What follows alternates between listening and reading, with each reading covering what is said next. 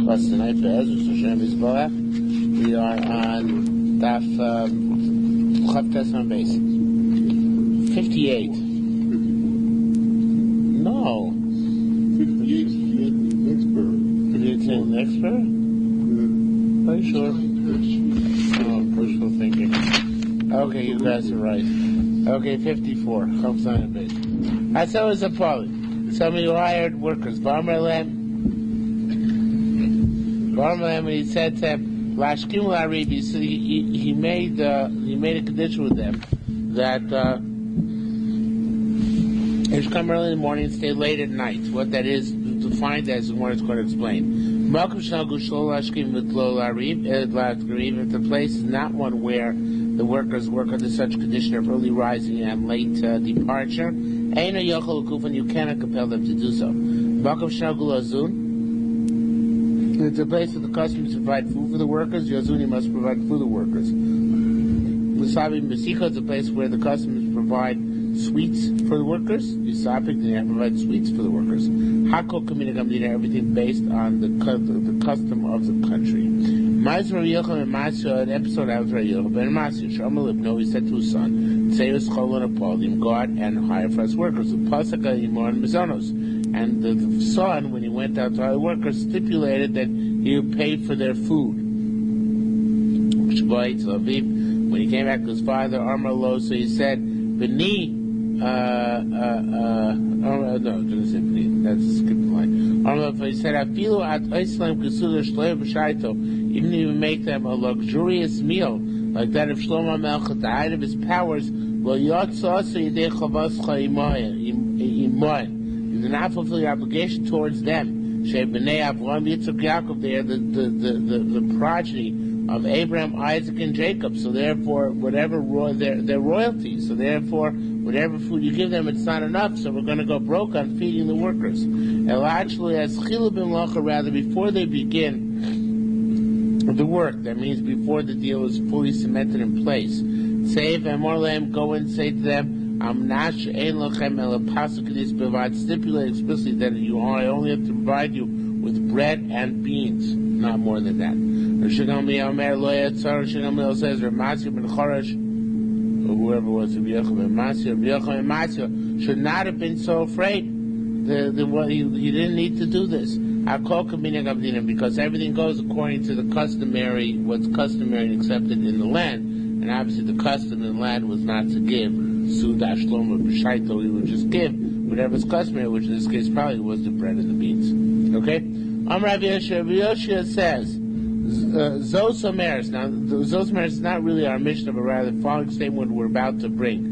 Means that Haminag Mevato Salacha, that custom uproots halacha. Now, on the bottom of the Marechel Sorach brings down the Rashba, custom doesn't always uproot halacha, only in matters of which have to do with contract law. In other words, don't think that anywhere we have a custom it can uproot the halacha. Kosher mishpat specifically, right? Not an orachayim. If you have somebody who has a wacky minhag, that can't cancel halacha. Though people have taken this Gemara to mean that, but the Rashi makes it clear that that's not the case. Take it out of context, it's very dangerous, right? So the custom only cancels halacha in the case of a kosher mishpat issue like this, which has to do with contract law. So it says the Gemara. Rav said, it's silent. Rav says, this is the source that and normally in Choshen Mishpat you say, if you want to prove something, you must bring definite proof, which means two witnesses. Chutz mizu, except for minhag. By minhag, even follow the majority. Normally, don't follow the majority by monetary law. Rather, you follow with testimony. A rove does not work. But where the rove is one of minhag, it's telling you what the customary and prevalent practice is in the location, that type of rove, since it determines how things were initially understood by all the parties involved because of the contract law element, then we do follow the rove by dinim ominous. So if most people conduct themselves by the minhag, so that's sufficient basis in order to pass kan halacha thereby. Well, if it's minhag, there's really no machlokas, because most people, this is the way it's done. Yeah, but there always be idiots. Yeah, it's always be a minority. So the Kiddush is that we don't know what you hear, but the minority moments normally do take minorities into account, not in this. Not in this. Okay? Says the Gemara, B'nai Tveria, lo mashkim lo mariv. It was tradition that the people in Tveria, they didn't work so late, they didn't get up early in the morning, and they didn't work so late. B'nai Beis Ma'on, the people of Beis Ma'on, mashkin mariv, they used to get up early and go to bed, go late. B'nai Tveria she'olu l'schar beveis Ma'on. They went to be hired out as workers in Beis Ma'on. Right, so workers from Tveria went up. Beis Ma'on was up in the mountains. They went up to be hired as workers in Beis Ma'on. Niskarim kib Beis Ma'on it should be. They get hired like Beis Ma'on workers. In other words, where they're hired in Beis Ma'on, they obligate themselves to work according to the standards of Beis Ma'on, which are more stringent. And vice versa, B'nai Beis Ma'on she'odu l'schar b'Tveria, the workers of Beis Ma'on which go down to work in Tveria, niskarim, when they're hired on Tveria, they work, it should be again kibbut Tveria, because they get to go by the minig hamakom, which of course is more lenient about them. However, she'olim b'Tveria, somebody goes up from Tveria, l'schar pa'olim b'Beis Ma'on, he wants to hire workers in Beis Ma'on to bring back down to work for him in Tveria. He could say to them the following. Actually, it's a question. Can he say to them the following? Can he say to them, did it actually rise in your thoughts? In other words, did you actually entertain the notion, the law of Vina Mashkach make our problem in Tveria, that I couldn't find workers in Tveria? I could have found workers in Tveria. You know why I came up here? And to begin to Shamina Alechem, because I heard about you guys, that you go get up early and go to sleep late, begin kain sakinocha. That's why I came here to hire you. So that's the Shiloh. Can a guy who comes up for Tveria and hires the workers in Beis Ma'on, can he demand of them, even when they come down to Tveria, that they work for him early and late, because he claims that's why he came up and hired them Beis Ma'on in the first place. Right, and then where it doesn't.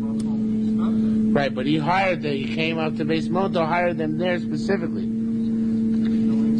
No answer. Says Makom Shein Minhag, if there is no minhag at all, Yuna ben Buni Rav Amin Rav Yuna to say tonight Basin who. It's a principle of Basin. Shashkomim Shopalim now Harav Shabbayis. Now there are those who tend to switch the words, and they're probably right, although it's really just a question of semantics. You can be learned either way, but I'll switch them. Shetei Ashkoma Shabbayis. In other words, that getting up early in the morning is on the Baal Bais, is cheshbon, meaning you don't have to get up early in the morning. But the workers don't work until after sunrise, not from dawn, only after sunrise. However, Rava Shel Poalim, again I switched the words. At nighttime, it's workers. The workers have to work beyond Shkia until Tzei Sachama. So they work from sunrise, not from dawn, till darkness, not till sunset. Okay, so at the beginning of the day, it's on the Baal Bais' cheshbon, meaning they don't go to work until later. At the end of the day, it's on their cheshbon, meaning they stay out to work till later.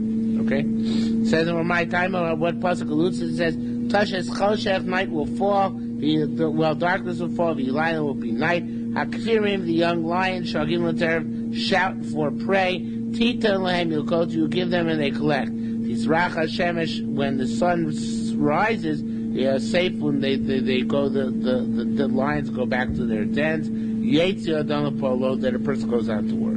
So Tizrach Hashemesh means after the sun rises, that's when people go out to work. Now the next word, Arvis, is a typo. Everybody says it should be Arve Shabbosos.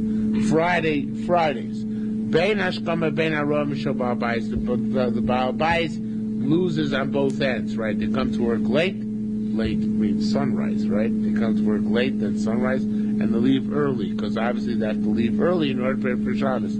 Ad Echon, how early can they leave on Erev Shabbos? Not very early.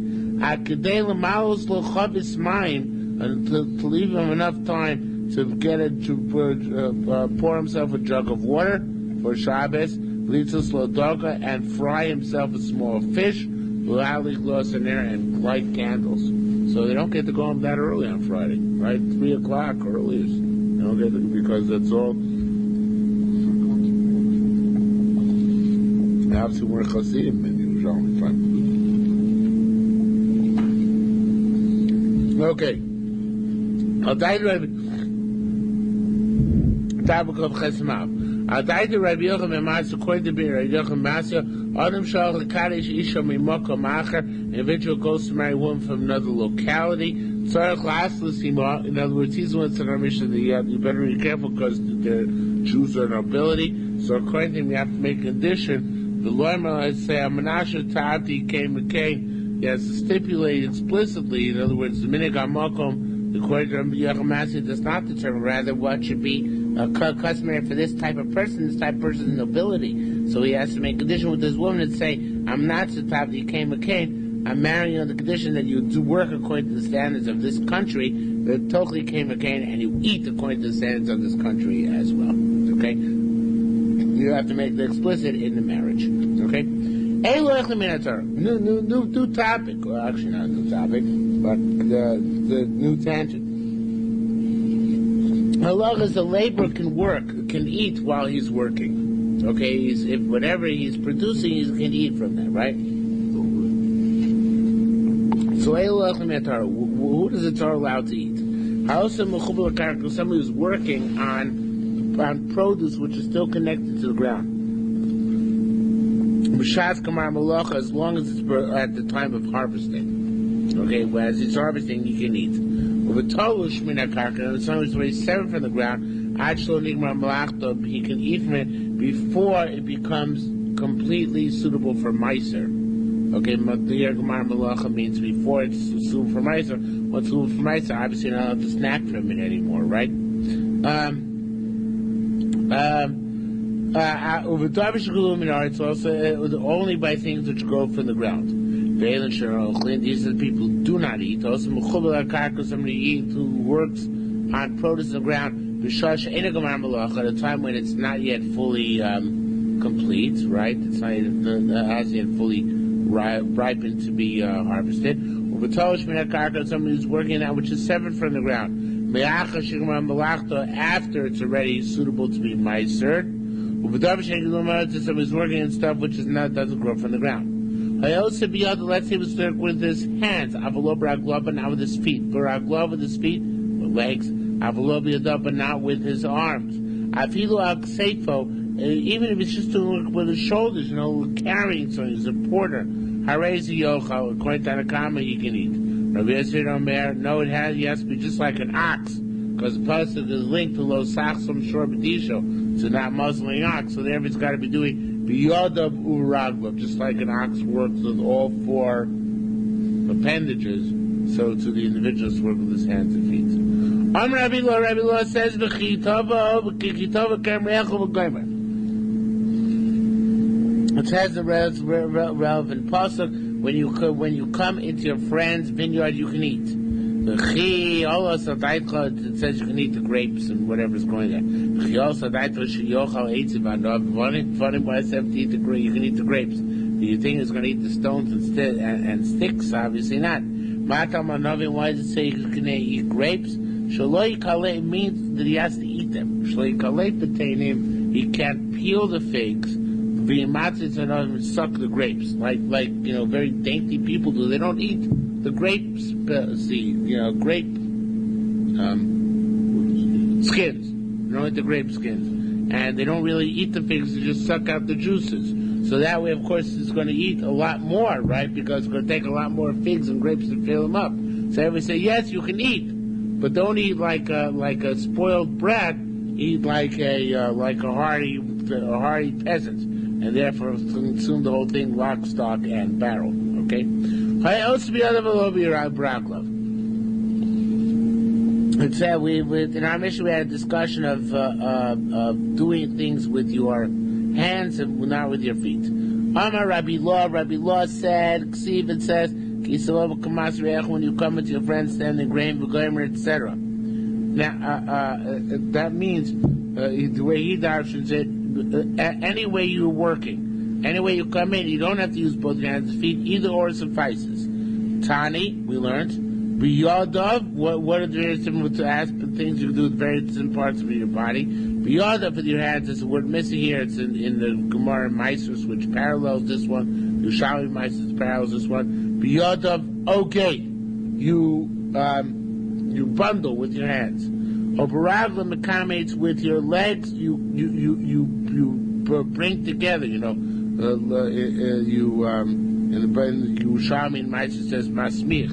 You push things together so they're into a pile. Your legs do that better sometimes than your hands.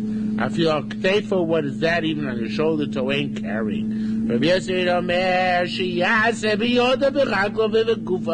You gotta do with all four.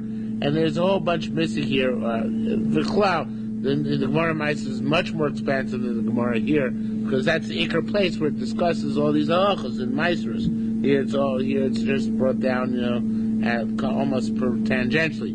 But there it says, Rabbi Yosef says it has to be stuff you do with your hands, your feet, and your body. It says kedaish, just like the threshing of an ox. You don't have this. Madaish oisa biyada ragul gufo threshing ox with his hands, his legs, and his body. I've called of oisa biyada ragul gufo. So too, the activity of a human being, which parallels that of an ox, has to be with the hands, the legs, and the body. You're continuing on in the Gemara, which we do have. Yotza oisa biyada v'avalo baragla. This precludes somebody who's working with his hands, but not with his feet. Baragla with his feet, avalo gufo, but not with his body. Rabbi Yosef Yudomer Dayish. It just says a different thing. It says that a worker works in the daish, and then he can eat. So daish, before we drew a parallel to oxen. That says it has to be legs, arms, and body. But Rabbi Yosef draws a different parallel. He says daish ma daish b'yuchad davish gedulei karka. When the ox is threshing, he threshes things which grow in the ground, right? Yotza, as opposed to Yotza ha'cholev, somebody who's milking a cow for somebody else. I'm a garbage, somebody's making cheese for somebody else. Machavich is some other type of cheese making. She'en gedulei karka, it's not stuff growing in the ground, rather it has to do with the milk coming out of the cow. So for this purpose, it's not considered to be gedulei karka. Ma daish b'yuchad also. Daish is unique in Dov Shalom Malachto. It's something which is not yet meiserable. It's not meiserable until it's threshed and piled, right? Yotza yain. This precludes wine. Mishiyikbeh once it's settled and the wine has lifted up from the dregs. So then the wine, before you drink it, has to be meiser. Mishiyer Luka, as long as it's already gone down into the hole, the storage hole at the end of the grape crushing floor. Right? It goes down to the storage hole, it's separate from the dreg, but at that point you have to meiser it. Also, a boidel bitmorim, I think this is the final stage by dates. You separate them. Fiber grows, and also something which has to do with preparing figs. I'm not sure exactly what it means, but davar shnigmar malachto. It's once it's completed and it's suitable to be meiser, then the workers can't snack anymore. Okay. Ma daish, also daish is shelo boli zikas meisres. It's something which has not come to pertain to meiser at all. Yotz, it certainly precludes people who work in restaurants and bakeries. Halosh, the people who need, v'amakatef, and the losh means not the need the dome. Katef, set the bread, v'oif, and the bakers. Shebol zikas meiser already came into the area in which it's liable for a meiser. At that point, the workers working in a bakery or butcher store, whatever it is, they don't have the right to eat. Actually, butcher store, I don't know, because no meiser issue. I assume it's parallel to food preparation in case where there is a meiser issue.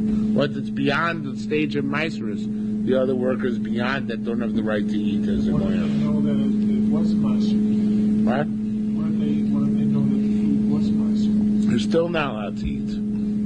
They're not allowed to. They would have to stipulate because the Xeris Akosov is only specifically until it's time when it's meiser. Okay, if he was working figs, You can't go to the next patch and eat the grapes. But Novim, if he's eating grapes, you can't go over the next patch and eat the figs. But you can, if you're working in both, you can hold back, or even if you're working in grapes, you can hold back at Shmagil and Bakamiyapos. You don't want to have the simple grapes, you want to have the Chardonnay grapes, so you want to wait until you get to the right area. That you can do. And then you can eat there. The Kula, turn the page, the Kula Lamruel B'Shas Gemar Malacha. Again, this is all theoretically only done at the time when things are complete, that the food is fully complete. But in order to so to speak, return lost objects to the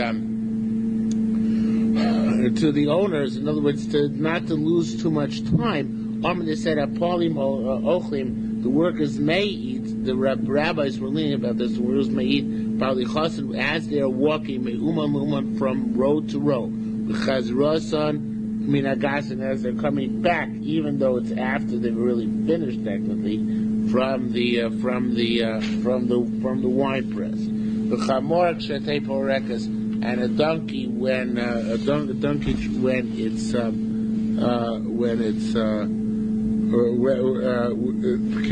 eats also when it's unloading. After Ray's finished the load, carrying the load from place to place. Rabbi said, Ksiv, it says, Kisavoba kamas re'echo or krem re'echo, when you come to your friend's vineyard, v'chalta anovi, you should eat grapes, kenafshcha, as your heart desires, savecho. Chimai yesh ba'kerem l'chal anovi, you said, obviously it's grapes. But the Lamed Chobra, the teacher says, ha'yosa b'davon novim, if he's working grapes, so yochel b'tein, we should not eat figs. Halacha doubt, ocha po kishos.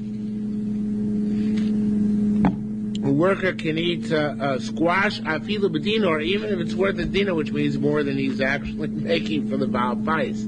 So it's counterproductive for the Baal Bais to hire the workers. Right, he's eating the profits, but halacha is halacha. Afilu koseves, also dates, afilu b'dina, Rabbi Los Chas Homer, lo yocha poel yoses choro, a worker should not eat more than he earns. But as much as he earns, yes, just not more than he earns, right? Chacham say worker can eat more than he earns. But we teach a person, he shouldn't be so famished, so ravenous. The Saisim Apesapon is going to close the door for him. Nobody's going to hire him to be the worker. He works more, he eats more than he works. Okay? A person can stipulate for himself, Vaide Beno, and for his sons, Ubito, and his daughters, Hagdolim, were adults. Vaide Avdo Shechos Hagdolim, for his slaves, male and female, who are adults. Vaide Ishto, for his wife, he can stipulate for all of them, their sharecroppers, all sharecropping, that they will refrain from eating in order to make more money. They'll be compensated more monetarily in order to refrain from eating along the way. And you can keep, or you can do it, but simply also on their behalf, because they have das.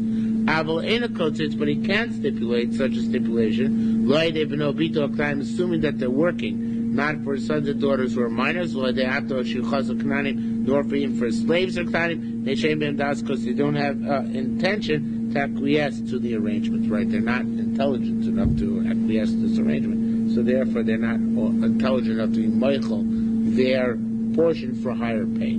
Okay? Rabbi Lezer, Rabbi Yanai said, Zosamaris, our Mishnah teaches, Lieberman throws in the words, and I like the word, and he's probably right, because otherwise it seems to be redundant what it says here. He says it should say the word Sov Echa, which is a quote from the Pasuk. It says, the Pasuk can eat till the worker can eat till he's satiated. So from this, Rabbi Yanai says, can eat till he's satiated means even if it's more than his wages are worth. Until he's sated, he eats meat. Vistamarin, this one usually means some say, but but in the Mishnah, actually, in the Gemara, actually, in Maisus, it says Tani Rabbi Chia. It seems not to be like some say. Another version where we just learned, but it seems to be a different halacha altogether. Zoso Meris, our Mishnah teaches us that Eshkol Rishon v'Eshkol Achron. Now there are a bunch of interpretations of what this means, but I like the Kavanoki's interpretation in Maisus the best. It means that the worker can eat the first cluster even before he started picking for the Baal Bus. So you might think he's had to have picked something for the Baal Bus already, right? No, he can eat him first cluster, it can take his. You can go to the best cluster and say, that'll be mine, and then work for the Baal Bus afterwards. And also the Eshkol Achron, even after he's finished working for the Baal Bus, he can take the last cluster for himself. But in Maisus it says when he already put into the Baal Bayis' basket, he can't change his mind and say, nah, you know what, I'll take this one for myself instead. That far he can't take it. Okay? So much that goes against the Spindel principle. Well, that's go against the Spindel principle for the worker. Workers of the world unite. Bottom line for Yes. There's a communist version of the Spindel principle. Okay. So I'm going to support My name all out. in vain. So your name in vain. So is a poem Lasu Simo Beneta Ravai Shalom. If you hire workers, now this is a case a little bit more complicated. You hire workers to work with you in your vineyard, which is Neter Ravai now. Neter Ravai means the 4th year. And the 4th year, technically, it's forbidden unless you redeem it. So theoretically, the workers shouldn't eat. They're eating anyway, of course. They don't have such compunction. So it says, they shouldn't eat. Im lo dion. If you didn't tell them or if that's that Neter Ravai, Podeh, then he redeems and give allows them to eat. These parsu igulim, also if they had already come to chiva meiser, because he had made already date cakes out of the dates, but then the cakes broke apart. These parsu chaviyosav, also his wine had been in barrels, but then the barrels broke. So technically, they should not eat because there's already loyable meisers. But in lo dion, if you didn't tell them about this, the same idea, meiser umachilon, you meiser stuff and give them to eat because they're not aware to refrain from what's being presented to them as a golden opportunity. No, on the contrary, that in order to avoid livnei iver, you should really tell them not to eat. But if they're going to eat, if you haven't told them, then you prevent the Aveira by taking up Meisers or by redeeming it independently on the side. Right. Okay, now the Gemara here. What? So like a long short, when you drop a case and Right, but you want to prevent them from committing Aveiras in that case, and as much as you can. All right, now everybody changes the Girsa next Gemara because it's basically messed up. So I'm going to read the Girsa. Actually, I don't know if you can read it, but the bottom is the Gillian Ephraim. The Gillian Ephraim is on the left-hand bottom, and the second line in the Gillian Ephraim, there's one letter in block print, one word in block print for Ko. Okay, so I'm going to read the Girsa as he has it here. Kol shekayotzi ba lo ba bali zilazika. Excuse me. Kol shekayotzi ba lo ba lazika samaiser. Anything which has not yet come to Meiser, such as Neter Ravai, but it's not yet liable in Meiser because it's not yet harvested. But Yisracher Goram Lo, but another prohibition devolves upon it because the 4th year of the vineyard has its own unique prohibition. And he explains parentheses Kagon Shu Ravai, such as it's the 4th year, or Shok Far Bachavis, or that it was already in the barrel, it's suitable for Meiser, but a Poel Lo Yodam, he said, but the worker had no way of knowing this. Schoro Stam, if you hired the guy generically without informing him that he's not allowed to eat, Poided, then you must redeem Umachil and allow him to eat on the side. Maaser, you must take off Meiser, Umachil and allow him to eat. Katzati Moshe Lo Yochal, if however you stipulated that he shouldn't eat, then he shouldn't eat, and you don't have to meiser or don't have to redeem it. You should not have eaten. On the other hand, anything which already come to the state where it should be meiser, and therefore the worker should know better than to eat it. But there's some reason why it's not liable in meiser yet. And he says here, Kagon Shabbabais Choshav Ta'edav Liktos. He thought his figs are already ready, but he decided he's going to go and dry these figs. So normally things would be liable meiser when they're harvested and piled up. But if you decide you're going to dry them, then not chayav come chayav and meiser until after you actually dry them. But the worker doesn't know that. The worker doesn't know the thoughts of the Baal, so the worker should not be eating them, right? Because he doesn't not aware of that. Schorostam eino ochel. The worker who's hired should not eat, and he should not assume that he's allowed to eat. Klatzat shiyocha, only if he stipulated, the worker stipulated is going to eat. And it's a different, the question is who's initiating the ketzitza in each case. But the worker stipulated should eat, harez oichel, then you inform him, you're allowed to inform him that indeed this stuff, although it appears to be liable to be ma'aser yet, it's not really liable to be ma'aser yet, and since the worker wants specifically food to eat, then you show him to eat this. Okay? First 3 years you can't eat At all. it. But this is the 4th year. But it's holy. It must be redeemed before you eat it. Okay, it's the 5th year is not a problem. 5th year is not a problem. It's only the 4th year. Okay? Now you understand it? Okay. Allah above, it's like the 4th year, it's like Meiser Shein, it's got to be redeemed before you eat it. You take the money to Shalim, take the money to Shalim. Not necessarily before you take it off the tree, but here for the workers' benefit, you want to do it before it comes off the tree because he's eating off the vine. Allah above, Shomrei Peiros, people who watch the fruits, they eat midrabanan from the customs of the country. Havalomin Torah, but not the Raisa. Arba Shomrei Mei, there are 4 types of. I'm not sure where this appears here again, not back in Parakamafki, but there are 4 types of watchmen. Shomrei Chinam, watchmen for free. Vanois Yisachar, watchmen who get paid. That's good. Hashoel, a borrower. Vanois Yisachar, watchmen who get paid. Vasoicha, and a renter, right? Shomer Chinam, Nishbalako, he takes an oath on everything. Meaning, whatever goes wrong, he takes an oath that it's not his fault, and he gets off the hook.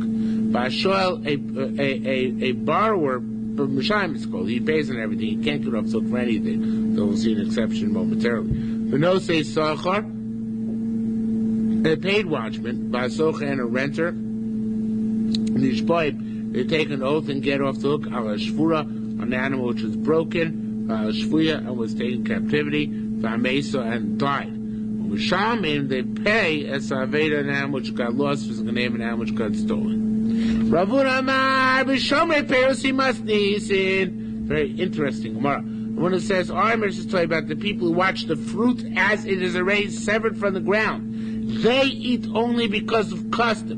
People who watch gardens and orchards, they eat midoraisa because they're working with stuff which is still connected to the ground, right? They're not working; they're just watching. Shmuamar, b'shomrei ganus pardesim asnisa. Our Mishnah is talking about indeed the workers who are the watchmen who watch that's connected to the ground, that they eat only midrabanan, even they.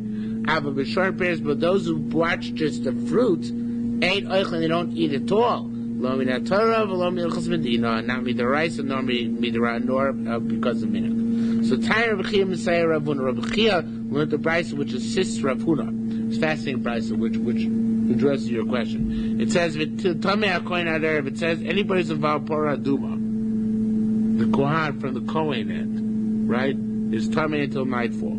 So it says there, Tamei Kohen ever gets this next one. L'Rabu says Hashoimrim, even people who watch the Pora Duma waters, they don't actually do an activity.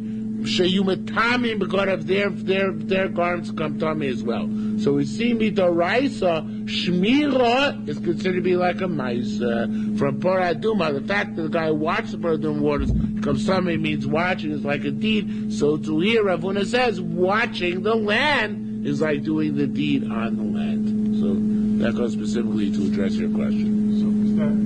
So how did Rav Huna learn that it's midoraisa?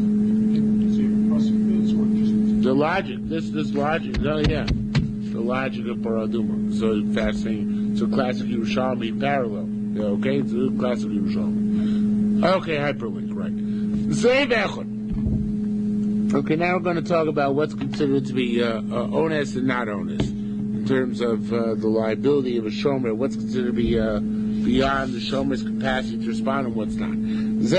One wolf coming against a herd, ain't no onus. It's not onus who should have fended off the wolf.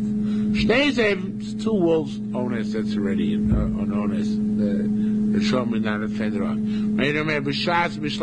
It's a time when there's a plague of wolves. Even one wolf is going to be an onus. Two dogs ain't an onus. Is not an onus. Even two dogs you should fend off. So it's dogs, not wolves. Yodua Bavli is some sage. Some said Mishur Meir Saneir Meir. Miruach Echaz depends if the dogs both come from the same direction. Ain't onus, then it's not considered to be beyond your capacity. The Shtei Ruchos say they come from two different directions. Onus, it's beyond your capacity. Halistim, if armed bandits come, Ray and onus, they are considered to be an accent beyond your capacity. Hari, a lion, vadov, and a bear, a nomer, a leopard, a bardeless, a hyena, vanochash, a snake, harel, or nosim. There's nothing you can do about that. A Messiah, when is it true, however, when these wild animals came on their own? But if the shomer was stupid enough to go to the Makom Kedudei Chai, at least the places where there are packs of wild animals and bandits, these are not acts of God, these are his own negligence. Mesa Kedarka, if the animal dies on its own course, Aray's onus, its onus, and everybody is exempt except for Shishol, the borrower is liable. Sakwa, where if you afflicted the animal Mesa, then it died, ain't onus, that's an onus, and you are liable. Also, Russia took him if the animal went up to the top of the cliffs, and it fell, or raised onus, it's not your fault. Hello, Russia took it, but if you took it to the tops of cliffs, and it fell, ain't onus, it's not onus, and it is your fault. Master Shomachim Leos Potter Mishvua.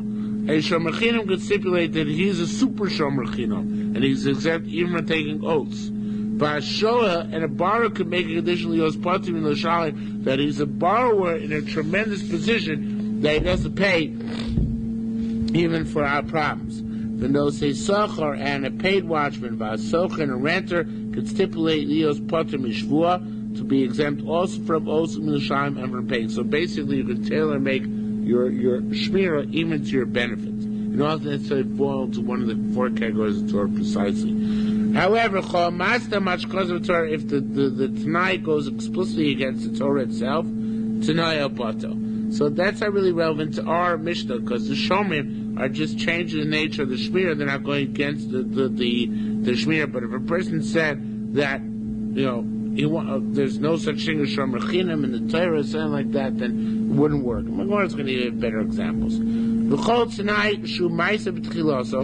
Anytime when you say verbally the condition over again, then condition over, you first stipulate the effect, and then the condition to know about so that tonight is null and void. Does Alochan verbalize a condition that he first had to say the if, the condition, and then afterwards the effect, in order for the condition to take effect. If you say first the effect and then the condition, the effect takes effect and the condition is nullified. Okay, there's all Rabbi Meir who holds this way. Yeah, and Kedushin, several places.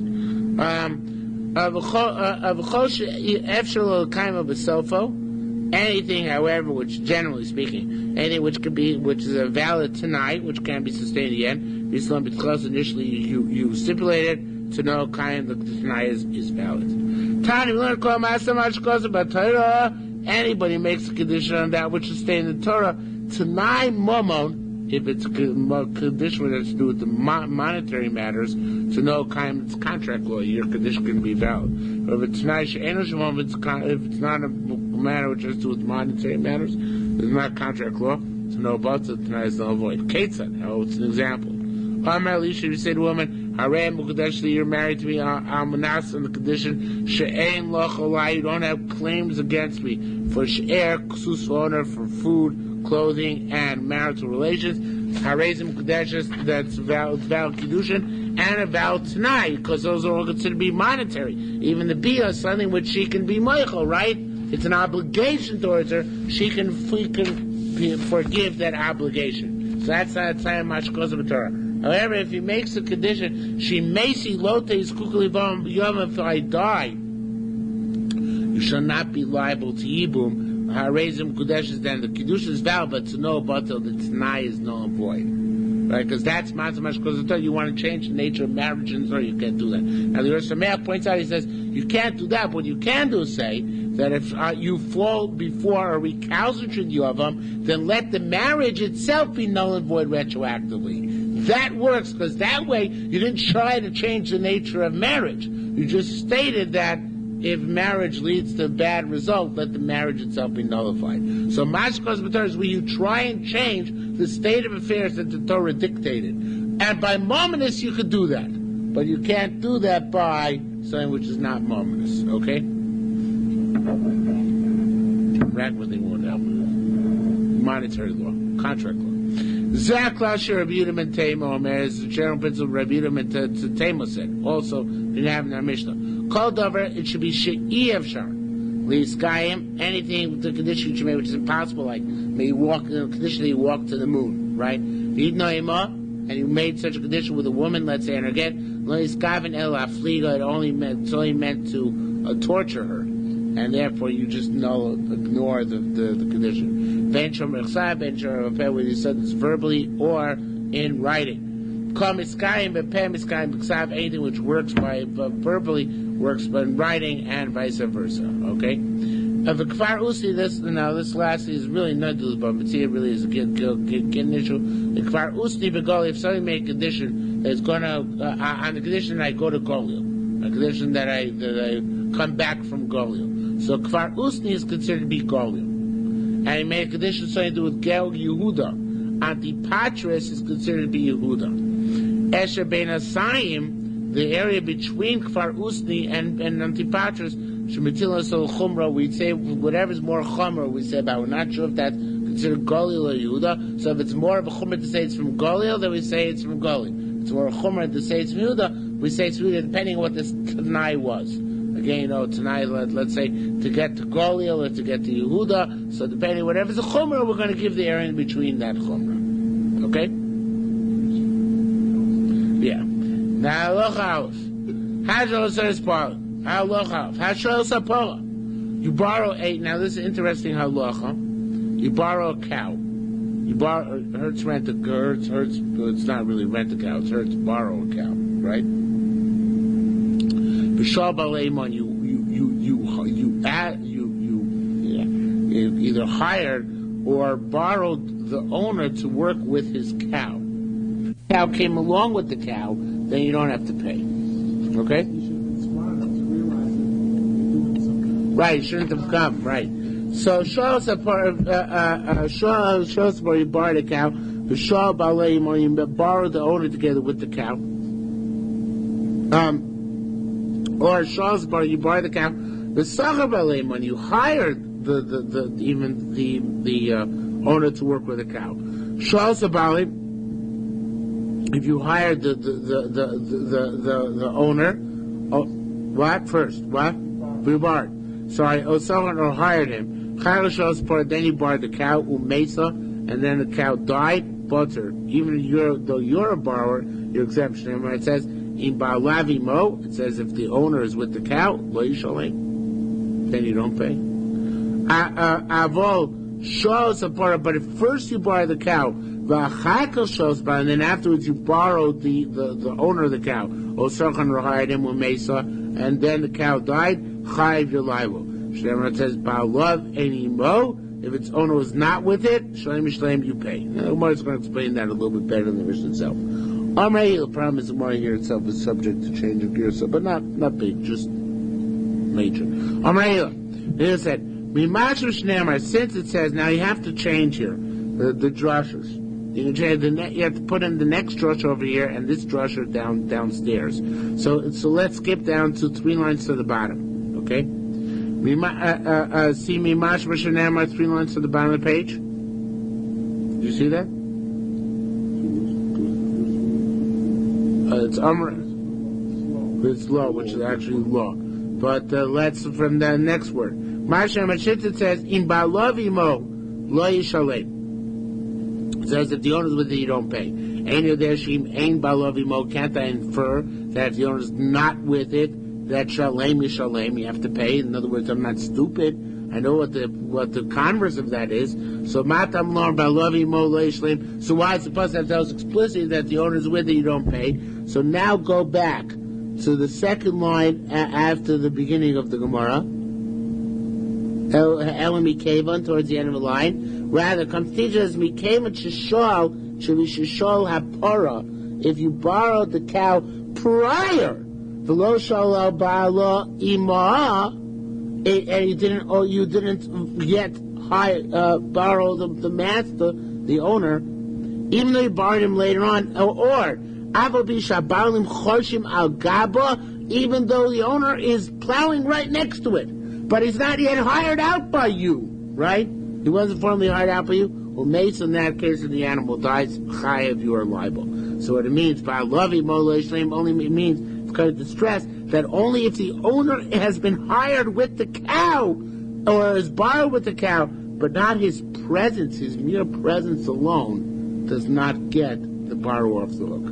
Okay? Now let's take the flick avoshal as a part of chakol shal ba'ala. But if you borrow the cow and afterwards borrowed the owner of the cow was sochan or hire them, umesa, and then the animal died chayav. Again, it's even if the owner is working right next to it at the time that the cow drops dead. Now, Amr Avilah again, since it says, and now we go back and paste in from the beginning of the Gemara. Just that we have to add on two words from the beginning of the Gemara. After Imasha Shnamar, it should say Ba'alav Imo. It says if its master's with it, Shalem is Shalem. Then, oh wait a minute, it should say Ba'alav Imo Lo Yishalem. Sorry, Lo Yishalem. Ba'alav Imo Lo Yishalem. So it says, yeah, because we're bringing up the bottom part from below, okay? In Balavimo, Lo Yishalem. No, again, I 1 second. I'm sorry, I'm getting confused myself. We're taking the top part and bringing it down, right? It should say Balavimo. What should it say? It should say Balavimo.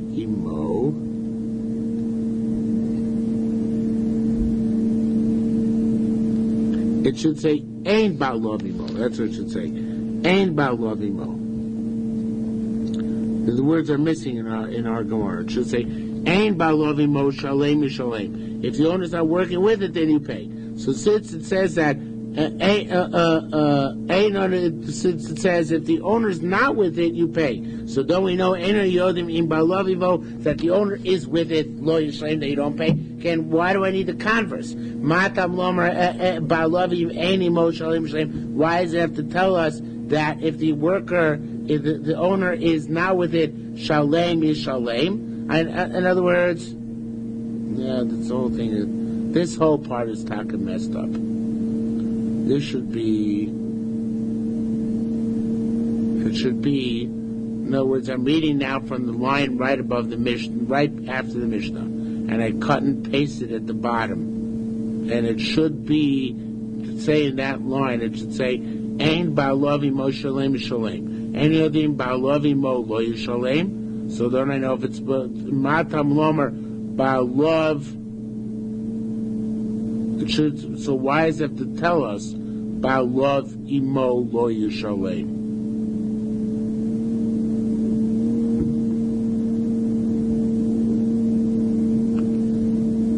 Yeah, I think I understand, but I'm not sure I can get you to understand without making a chart. It's one is a converse. The one, it's a pasuk. It says basically what we're trying to say is that you don't need both pursuit. A what? You don't need both scenarios. Right. Because you can learn one thing from the other. That's right. Basically what is like this. The Torah is redundant, right? It says, if the owner's with it, you don't pay. If the owner's not with it, you do pay.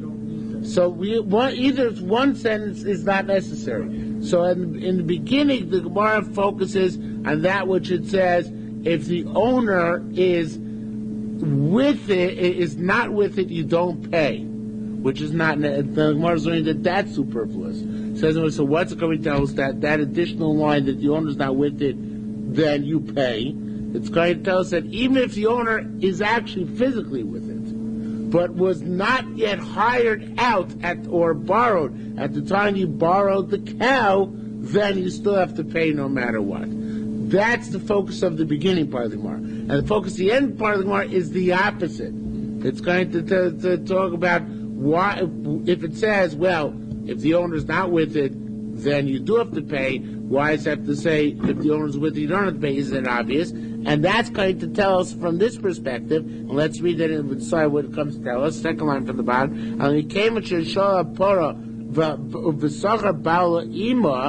Once you hired the cow plus the owner, this is critical, even though the owner is elsewhere, umesa potter. In other words, in that case, everything goes by the borrowing, not by the actual physical presence of the owner. So each part of the pasuk teaches us something else. One teaches us that even if he's present, if he wasn't hired or borrowed at the same time, then you, the borrower, are liable. The other teaches us that even if he's not present, if he was borrowed or hired at the same time as cow, then you, the borrower, are off the hook. And some of the Gemara has to be read in order to tell us that. Okay. Halacha base. Hashol sapara. Somebody borrows a cow. V'shola chatzi yoyim. That's a cool case. You borrowed it half a day. V'socher chatzi yom. And you rented half a day. In other words, Hertz gave you a free day. Right? So the free day came first. But that free day is the catch. That free day, what are you? A borrower. A borrower. So you're more liable for the free day. Okay? Shol chatzi yom, or half a day. V'shol chatzi yom. Shol yom, or you borrowed half a day, one day v'socher mochar, and the next day you rented it out. Shol achas v'socher achas, or you borrowed one and hired out another one, 2 cows. Hamashu loimer, the lender says, Mr. Hurt says, Shula Mesa, the borrowed cow died. B'yom Shaisa Shula Mesa, on the day it was borrowed, it died. B'shah Shaisa Shula, at the hour when it was borrowed, Mesa, it died. Because then you have to pay him. V'alom, you, the customer, say, and you're there, I don't know which one or when it died. Chayiv, you must pay. Spori v'shema, he's clear, you're not. Hasocher, Omer, what if it's vice versa? The borrower, the renter says, Schura, when it was rented, Mesa died. Or the cow which was rented died. B'yom Shai Schura Mesa, the day was rented, it died. B'shah Shai Schura, the time when it was rented, Mesa died. Falomer, and Mr. Hurt says, any of that, I don't know. Potter, you're off the hook because you know for sure, and he says, I don't know. Zomer Shula v'Zomer Schura. If one says definitely that it was a borrowed one, and the other says definitely that it was a rented one, the renter takes an oath that the one which was rented died, and he gets off the hook. If each one says, I don't know, Yachloku, they split the difference because they don't know. Now, that's all cool, but this Yerushalmi is much cooler. Classic Yerushalmi question. Yerushalmi asks, not in the Bible, of course, what about the night between the 2 days? What's its status during that night? Is it? The first day it's borrowed. Second day it's rented. What's its status in between? It's not working. It's not working at night, right. It drops dead in the middle of the night.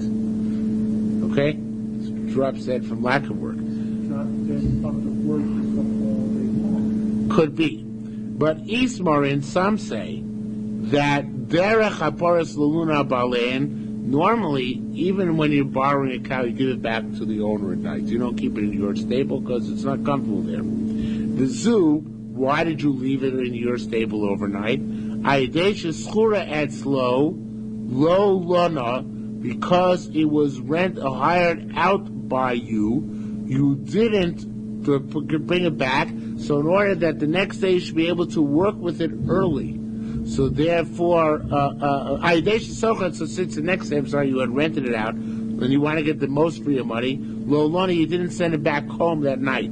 So therefore, Kishula he etzlo v'chayav. You're liable for that, and because that you continue to borrow it in order to allow yourself the early rental use to next morning, so it's part of the borrowing, and you are liable. You're anticipating the renting part. Right. We are borrowing, continuing to borrow in order to anticipate the rental.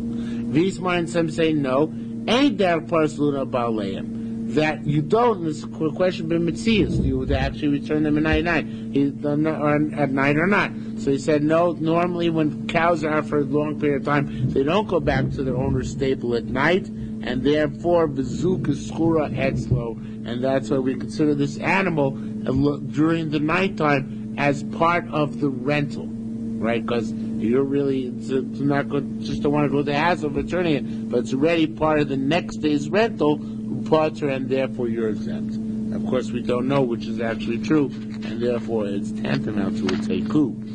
All right, do you want to do that? You want to stop here, or want to do one more? One more? Okay, Halacha Gimel. The next one's not though. Halacha Gimel. The next in the gears is all messed up. Hashos apara v'shichul lo biyad b'no. Now the questions, but now similar questions. When the period begins, the borrowing period.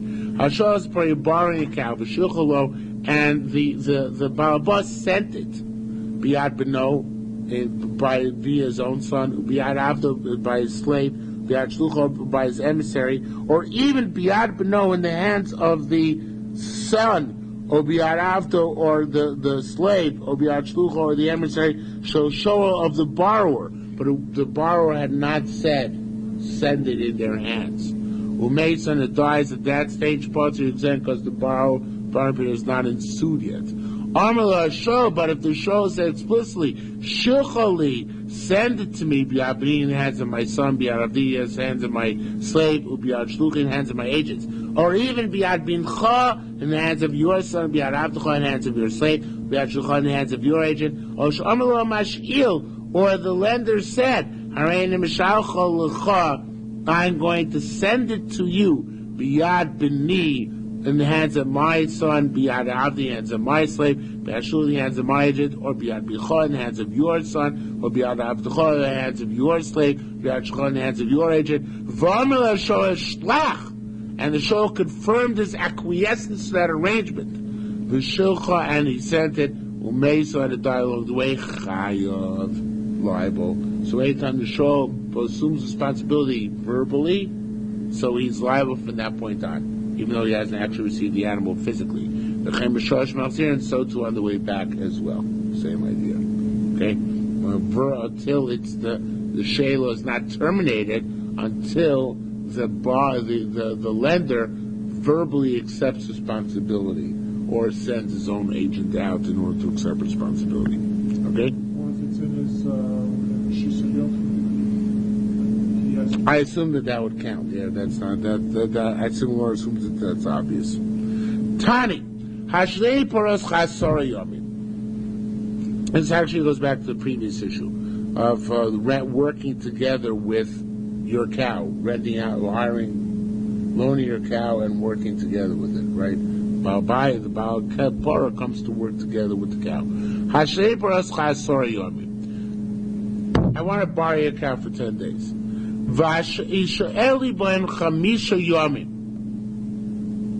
I wanted you to work with me for 5 of those days. But he doesn't say which 5 of those days. Take out the word Rishonim, the Skorial takes it out. Mesa, and the cow dies. And again, the Skorial takes out B'toch Achronim. We don't know when the 5 days began. If the 5 days begin concurrently with the 10 days, then the borrower is exempt. If the 5 days begin later on, then the borrower is liable. But he didn't specify. So of course it's up in the air, right? So it's Mishibud Rishonim, or it says in the Escorial Mishibud Achroinim Mesa. We don't know how to reckon it. Is it begin? Does those 5 days of the 10 begin originally, so to speak? It's an initial shibud from the beginning, or does it begin later on, so to speak? Because shibud at the end, since we do not know, we don't know how to paskin in this case. Right? It actually does sound better, but there's no way to be mevarer it. There's no way, because he never started work. We don't know ever when he did the work. Even if he starts to work later on, 5 days later, right? But maybe, since he could have started the work at the beginning, so maybe that's considered to be concurrent, borrowing the cow and borrowing the owner. We don't know. The Gemara asks a couple of similar scenarios. You know the Gemara is not going to give an answer for what the halacha is. But first, there's something missing here. The one scenario which is in the Escorial, which is not in the Baal, within the Yerushalmi here, which is important. Hashem para, I'll read it to you outside. Hashem paros chasar yamim. Loan me your cow for 10 days. We said explicitly, I want you for the first 5. And it died in the last 5. Okay? So what do we say in that case? We say, because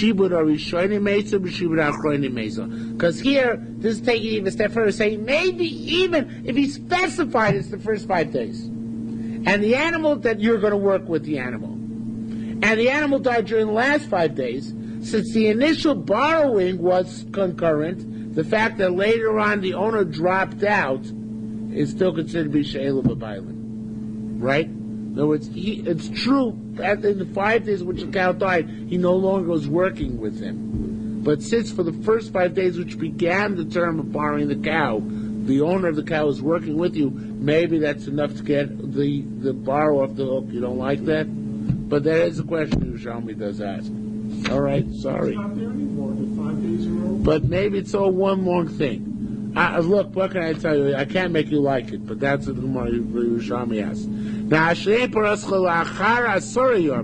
Now, in this case, we're going to work like even less. Lend me your cow after 10 days, but you work with me during those 10 days.